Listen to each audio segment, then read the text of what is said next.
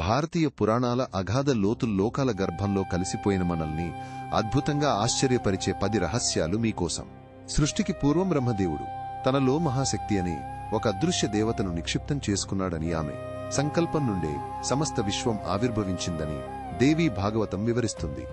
దేవేంద్రుడు అసురుల నుండి తప్పించుకోవడానికి ఒకసారి పద్మవృక్షం, తామర చెట్టు రూపం ధరించాడని, దాని నుండే సకల శుభాలు సంపదలు ఉద్భవించాయని కొన్ని అరుదైన పురాణాలు చెబుతాయి.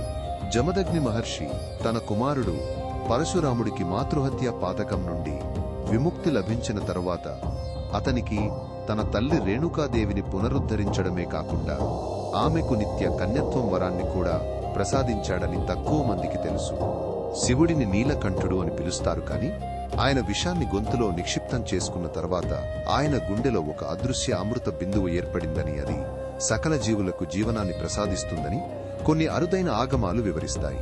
శ్రీ మహావిష్ణువు తనగదా గదను ధరించడం కేవలం ఆయుధంగా కాదని, అది మనసు యొక్క స్థిరత్వానికి, సంకల్ప శక్తికి ప్రతీక అని, ఆ గదనే విశ్వాన్ని సమతుల్యం చేస్తుందని ఉపనిషత్తులు చెబుతాయి.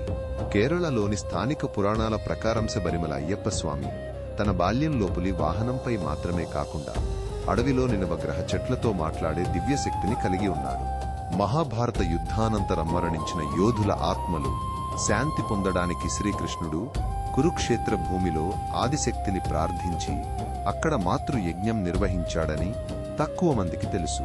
వాయుదేవుడు ఒకసారి తీవ్రమైన కరువు సమయం లోతన శక్తితో భూమిలోని అదృశ్య తేజస్సును వెలికితీసి దాని నుండి ఆనంద వృక్షాలు, కోరిన పండ్లు ఇచ్చే చెట్లు సృష్టించాడని కొన్ని జానపద కథలు చెబుతాయి.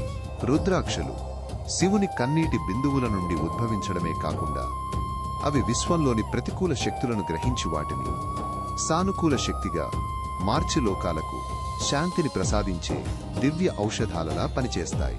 కాలచక్రం కేవలం యుగాల మార్పు మాత్రమే కాదని, అది విశ్వంలోని కాలగంధం, సెంట్ ఆఫ్ టైం అనే ఒక అదృశ్య సుగంధాన్ని వెదజల్లుతుందని, అది సకల జీవులకు కాలం యొక్క విలువను బోధిస్తుందని పురాణాలు చెబుతాయి.